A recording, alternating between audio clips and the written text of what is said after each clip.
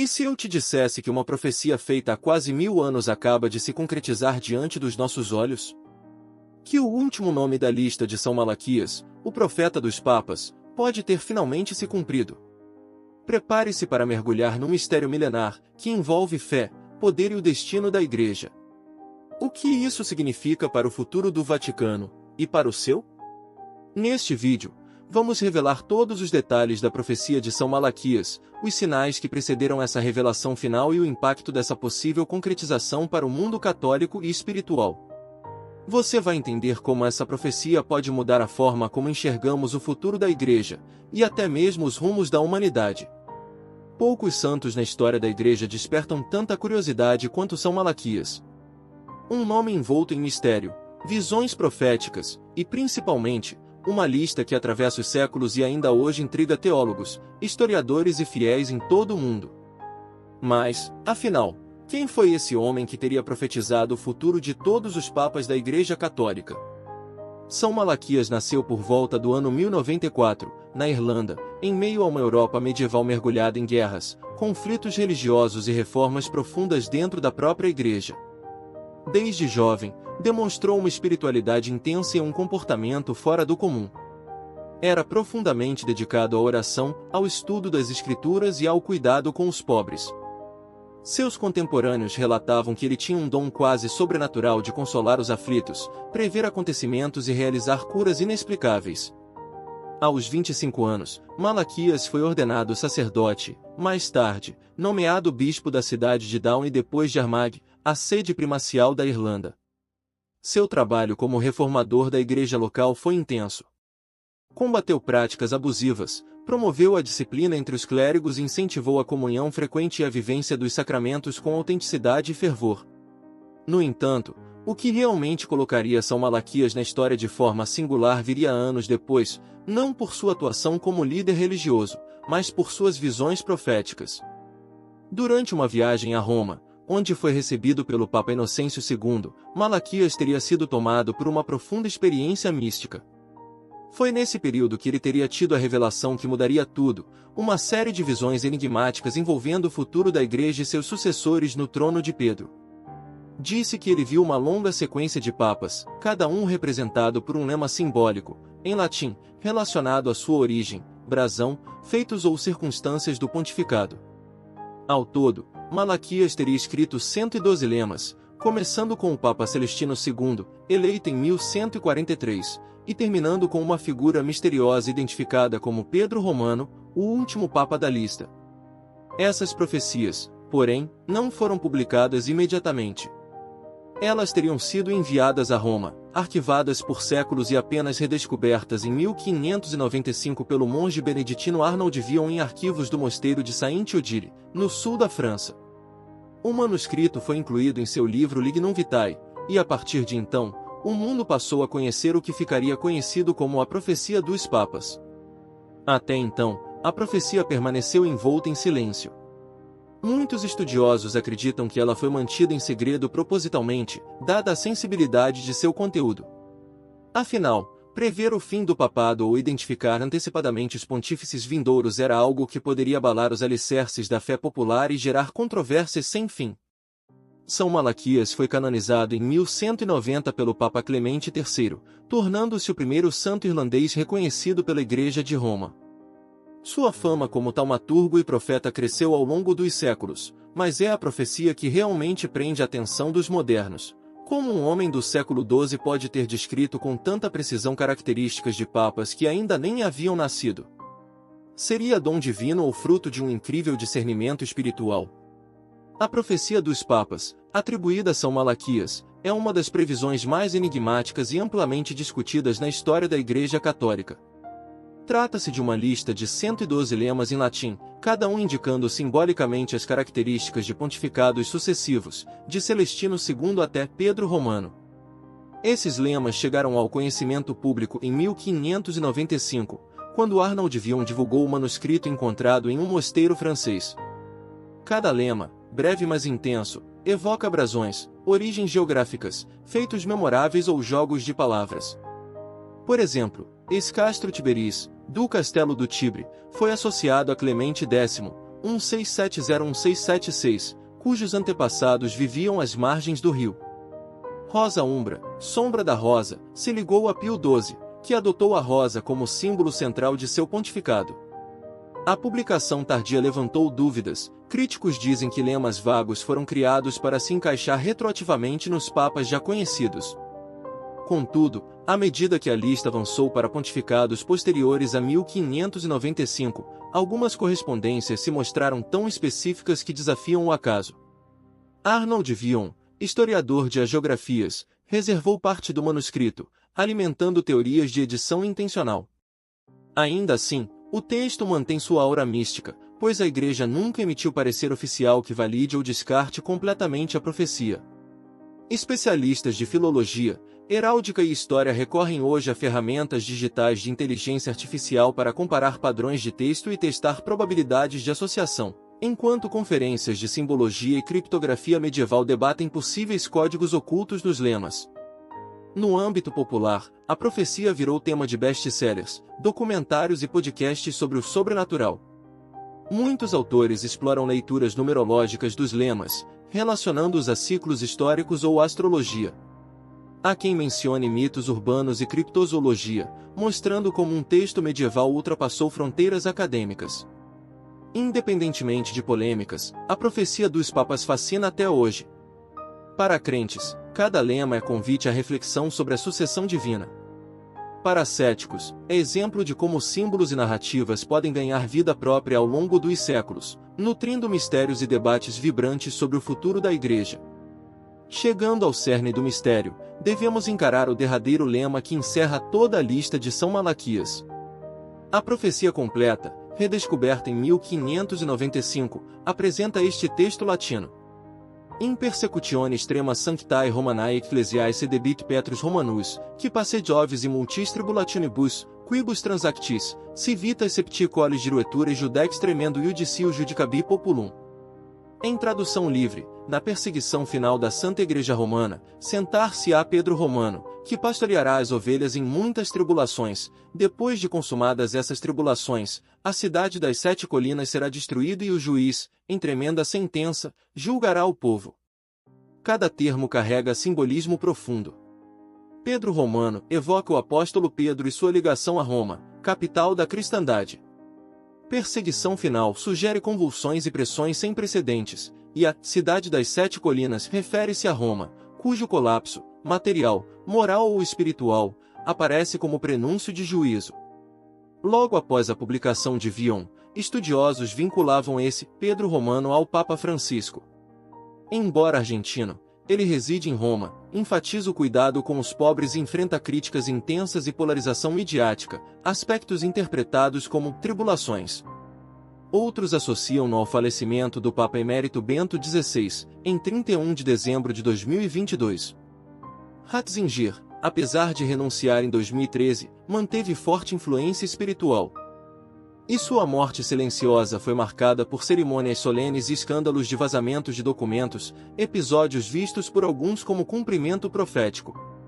Críticos, porém, ressaltam que o texto descreve um papa em pleno exercício, sedebit, sentará, e passebi ovis, alimentará as ovelhas, descartando a hipótese do pontífice emérito. Para eles, o cumprimento pleno ainda aguarda um futuro pontífice, possivelmente o primeiro a assumir o nome Pedro II ou Pedro Romano como tributo ao apóstolo fundador. Convergências são ainda mais intrigantes quando se examinam brasões. Francisco escolheu estrela e lírio, sem referência às chaves de Pedro. Bento XVI mantinha a cruz de Santo André e chaves pontifícias, símbolos petrinos desde os primeiros séculos. Alguns veem nessa diferença uma indicação oculta de que Ratzinger encarnou o papel de Pedro Romano nos últimos instantes de sua vida. A menção à destruição de Roma também abre múltiplas interpretações. Alguns falam de terremotos e revoltas sociais, outros de uma devastação espiritual que precederia o juízo final. A convergência com profecias de Fátima, que descrevem uma Roma sob véu escuro, e Garabandal, onde um bispo é morto, reforça a credibilidade da lista de Malaquias para muitos devotos. Com esse enigma em mente, dirigimos nosso olhar aos sinais misteriosos e eventos recentes no Vaticano, que muito alimentam a crença de que o fim da profecia está próximo. Primeiro, a renúncia de Bento XVI, em fevereiro de 2013, surpreendeu o mundo, único papa a abdicar em mais de 6 séculos. Ratzinger alegou incapacidade física, mas rumores falam em pressões internas e vontade de evitar crises futuras. Analistas afirmam que esse gesto abriu um período de transição profético, forçando cardeais a debater alianças políticas dentro da Cúria. Em 31 de dezembro de 2022, a morte de Bento XVI ecoou simbolismos de encerramento litúrgico e histórico. O episódio, apelidado de Vatiliax III, revelou cartas confidenciais entre cardeais e membros que questionavam diretrizes litúrgicas, expondo tensões profundas. Jornalistas de todo o mundo pressionaram o Vaticano a se pronunciar, dividindo a opinião pública entre escândalo e descrença. Fenômenos naturais também marcaram esse período. Redemoinhos de nuvens sobre a Basílica de São Pedro e relâmpagos direcionados à cúpula foram registrados em canonizações e consistórios. Em 15 de agosto de 2023, durante a procissão da Assunção, uma ventania violenta cessou assim que o Papa abençoou a multidão, coincidência ou sinal? Dentro dos muros vaticanos, relatos de luzes na Capela Sistina, canto de anjos em vigilias noturnas e formas translúcidas em covas antigas circulam em reuniões sigilosas. Esses testemunhos, catalogados por investigadores do Instituto Teológico de Roma, somam-se a tensões diplomáticas, encontros secretos com líderes islâmicos e budistas, documentos vazados que criticam o diálogo interreligioso e propostas de redefinir alianças globais.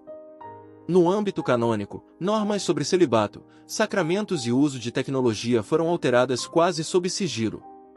Sínodos extraordinários debatem matrimônio clerical e liturgias digitais, reforçando a ideia de muitas tribulações.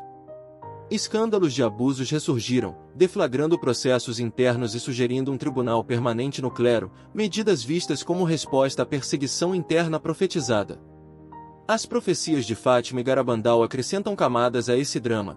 Visões de Roma sob véu escuro e de cardeal ensanguentado ecoam o texto de Malaquias, intensificando a urgência espiritual. Romarias recentes relatam gritos noturnos, cânticos inexplicáveis e registros de campos eletromagnéticos nos aquários de água benta de hotéis próximos ao Vaticano, evidências amadoras mas difundidas em blogs e monitoradas por diplomatas da Santa Sé. Cada um desses sinais, abdicações históricas, mortes solenes, tempestades incomuns, escândalos, aparições místicas e profecias paralelas, compõem um quadro complexo. Para crentes, são indícios do cumprimento iminente. Para céticos, coincidências amplificadas pelo desejo humano de sentido. Entre essa tensão, o Vaticano pulsa como epicentro de um drama milenar. Diante disso, perguntamos: a profecia já se concretizou ou ainda aguarda desdobramentos? Teólogos tradicionais lembram que o Papa final deve sentar-se e pastorar em plena tribulação. Bento XVI não exercia ministério ativo. Videntes garantem que visões confirmaram sua morte como clímax profético. Pesquisadores históricos alertam para o viés de retrovisão, questionando a precisão dos lemas. Argumentos a favor destacam coincidências temporais, falecimento no fim do ano litúrgico, tempestades cronometradas e vazamentos de documentos. Em 2024, teólogos pontifícios publicaram um estudo ligando o novo selo Vaticano, chaves cruzadas, ao encerramento dos lemas. Contudo, não existe ato oficial da Santa Sé reconhecendo qualquer profecia cumprida, deixando o tema no campo da especulação. Crises simultâneas, abusos, pandemias e tensões geopolíticas parecem confirmar profecias plurais de tribulações, mas para opositores representam desafios esperados de uma instituição milenar. A destruição das 7 colinas já ocorreu simbolicamente em guerras, pandemias e convulsões morais, mas céticos afirmam que Roma permanece de pé, e que a devastação seria antes espiritual.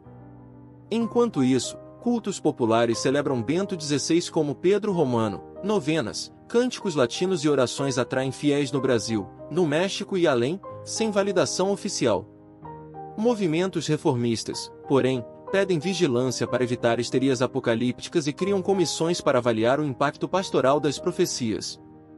Se a profecia alcançou seu clímax com Bento XVI e os sinais concomitantes, a pergunta seguinte é: o que vem depois? Para teólogos escatológicos, o fim dos lemas inaugura novo ciclo de graça, assim como a morte de Pedro impulsionou o início da missão cristã. Espera-se fomentação de novos carismas, vocações e evangelização criativa em ambientes urbanos, rurais e digitais. Mas há quem tema a institucionalização do medo, retiro de fiéis, crises de liderança e fundamentalismos. Por isso, pastores recomendam equilíbrio entre vigilância espiritual e esperança ativa, evitando que a perspectiva escatológica paralise a ação pastoral. Práticas concretas já são discutidas: convocação de sínodos universais para revisar o Concílio Vaticano II, descentralização gradual de poder episcopal, ajustes litúrgicos que remetam à peregrinação interior pelas colinas de Roma. Movimentos litúrgicos propõem cânticos e danças inspirados em temas apocalípticos, enquanto concílios extraordinários, talvez em julho de 2026, apontam rumos institucionais pós-profecia. No campo digital, espera-se explosão de plataformas de oração, aplicativos e transmissões ao vivo, levando a fé a públicos gélidos. Também serão repensados programas de formação para padres, seminários para leigos e o uso ético das mídias sociais, tudo visando combinar esperança escatológica e caridade concreta.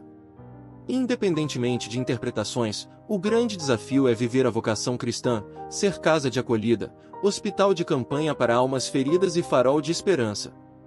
Se a profecia se encerrou, devemos manter a chama da fraternidade e da justiça. Se ainda aguarda desdobramentos, a tarefa permanece: rezar, discernir e caminhar na luz de Cristo. Em meio a tudo isso, voltamos ao essencial: fortalecer a fé, praticar a esperança e permanecer vigilantes. A oração diária, leitura bíblica matinal e exame de consciência noturno, e a participação frequente nos sacramentos sustentam a alma. Formação bíblica, grupos de estudo e lectio divino aprofundam o discernimento. Atos de caridade, jejum e fraternidade em pequenas comunidades aquecem o coração. E sempre, antes de compartilhar previsões alarmistas, verificar fontes oficiais e buscar um diretor espiritual de confiança. A esperança cristã não repousa em profecias, mas na certeza de que Deus caminha conosco. Mesmo em meio a sinais extraordinários, Cristo permanece Senhor da história.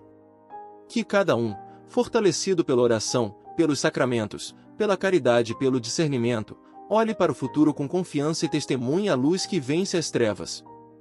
Seguindo a reflexão anterior, convidamos você agora a ouvir vozes de quem viveu de perto esses momentos que parecem dar corpo às palavras de São Malaquias. Em Roma, a Senhora Maria, devota de longa data, contou que esteve presente na cerimônia de despedida de Bento XVI e sentiu um arrepio quando o sino tocou pela última vez em silêncio. Havia no ar um peso e ao mesmo tempo uma paz estranha, como se eu testemunhasse o fechamento de um ciclo que eu nem sabia que existia. Em Aparecida, o Sr. João, peregrino veterano, relatou que, ao rezar diante da imagem da Virgem, as velas da capela tremulavam mesmo sem vento, uma confirmação para mim de que há algo maior em movimento, disse ele. No México, nas romarias de Guadalupe, grupos de jovens erguiam cartazes com os lemas de São Malaquias, misturando música tradicional com cantos em latim, criando um contraponto entre o antigo e o moderno que contagiava os fiéis. Em seguida, trazemos a você trechos de conversas gravadas com estudiosos que dedicaram anos ao estudo dessa profecia. O professor Luiz Antônio, da Pontifícia Universidade Gregoriana, afirmou em nossa entrevista que a profecia ultrapassa o caráter meramente místico e se transforma em um instrumento de autocrítica institucional. A Igreja projeta sobre si mesma as expectativas de renovação ou condenação, conforme lê cada lema. Para a doutora Elisa Campos, especialista em hermenêutica simbólica, o poder dos lemas está em sua ambiguidade. Eles permitem múltiplas leituras e, ao mesmo tempo, mantêm um núcleo de mistério que alimenta a esperança, o medo e a curiosidade. Esses depoimentos revelam que o significado da profecia não está apenas no que ela prediz, mas no que ela provoca: movimento, debate e transformação interior. Em meio a essas análises, imprimimos cenas de arquivos, mostrando páginas amarelecidas do manuscrito, lemas destacados em latim ao lado de brasões papais, enquanto uma narração suave destaca a beleza e o peso de cada palavra. A câmera passeia por corredores silenciosos do Vaticano, intercala com imagens de fiéis ajoelhados em vastas praças, e conclui mostrando o horizonte de Roma ao entardecer, simbolizando a transição de eras. Logo após, apresentamos um momento de silêncio coletivo. Sugerimos que, caso esteja assistindo agora, você feche os olhos por alguns instantes, Respire profundamente e medite na frase Petrus Romanus como convite à confiança, independentemente dos ventos de mudança. A rocha da fé permanece firme. Enquanto isso, toca uma música instrumental de órgão suave, sem letra, apenas notas que ecoam a tradição milenar da Igreja e o pulsar atual de comunidades em oração. Retomando o diálogo, abrimos espaço para um bate-papo com padres e monjas em diferentes continentes. A irmã Helena, de um convento em Portugal, compartilhou que instaurou, após a morte de Bento XVI, um ciclo de 5 dias de oração contínua, com revezamento entre comunidades, recordando as multas tribulationes do texto latino. Para ela, essas tribulações não são simplesmente castigos, mas purificações que levam à misericórdia. Do outro lado do globo, o padre Marcos, no Brasil, relatou a experiência de jovens catequistas que, ao lerem os lemas finais, encontraram motivação para fundar grupos de serviço em bairros carentes, traduzindo a alimentação das ovelhas em projetos de assistência social. Não podemos esquecer de destacar como a profecia encontrou eco nas comunidades digitais. Em fóruns especializados, blogueiros católicos discutem cada novo encontro de cardeais, cada reforma canônica, como se fossem itens de uma contagem regressiva. Canais de vídeo transmitem debates ao vivo, com painéis de teólogos, historiadores e até psicólogos, que abordam o impacto dessas leituras no bem-estar emocional dos fiéis. Essa convergência entre o antigo manuscrito e as redes sociais contemporâneas mostra que a busca por sentido atravessa gerações e meios de comunicação. Para exemplificar, mostramos capturas de comentários em redes sociais onde jovens, impressionados pela coincidência de eventos climáticos sobre o Vaticano, compartilham reflexões do tipo: se até a meteorologia parece se alinhar ao texto, quem somos nós para duvidar? Outros, mais críticos, perguntam: quantas coincidências são necessárias para chamar de profecia? Esse diálogo tenso e apaixonado revela que, longe de ser mera curiosidade histórica, a profecia de São Malaquias ocupa um espaço vivo na experiência de fé de milhões.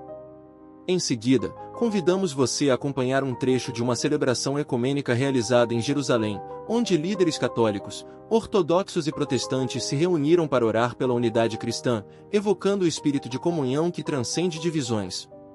Ali, louvou-se a memória de Pedro, rocha da Igreja, e pediu-se luz para interpretar os tempos de tribulação. Essa cena demonstra que, independentemente de aceitação oficial da profecia, seu conteúdo inspira gestos de encontro e reconciliação, movendo corações para além de fronteiras doutrinárias. Em paralelo, apresentamos um gráfico animado que ilustra o aumento percentual no número de artigos acadêmicos sobre a profecia entre 2000 e 2025, acompanhado de breves palavras do coordenador de pesquisa de uma universidade espanhola. Nunca antes um texto medieval suscitou tamanha produção intelectual e literária.